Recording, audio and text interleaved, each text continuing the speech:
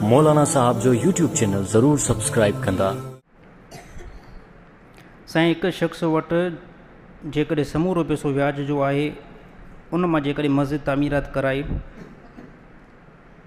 त उहा मस्जिद तामीरात करणु दुरुस्त आहे या न।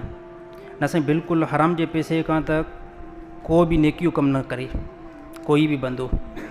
हराम जो पैसो आहे न, व्याज जो पैसो आहे, जुआ जो पैसो आहे, क़तल जो पैसो आहे, डाके जो पैसो आहे, 2 नंबर जो पैसो आहे, हेरा फेरी जो पैसो आहे, ज़ुल्म जो पैसो आहे, त जेकॾहिं बंदो नेकी कंदो नेकी जो अजुर कुझु बि न मिलंदो, मथां अञा वबाल थींदुसि। ऐं जंहिंखे ख़बर बि हुजे न, जंहिं बंदे खे ख़बर बि हुजे त फलाणे माण्हू वटि व्याज जो पैसो आहे या जुआ जो पैसो आहे, अगरि उहो ॾियण बि चाहे उनखां बिल्कुलु पैसो वरितो न वञे। मस्जिद अल्लाह जो घरु पाक घरु आहे। ऐं अहिड़ी तरह हराम जे पैसे खां नेकी करे कंहिं क़िस्म जी नेकी न मिलंदी, बल्कि उल्टो हिन जे मथां गुनाह थींदो।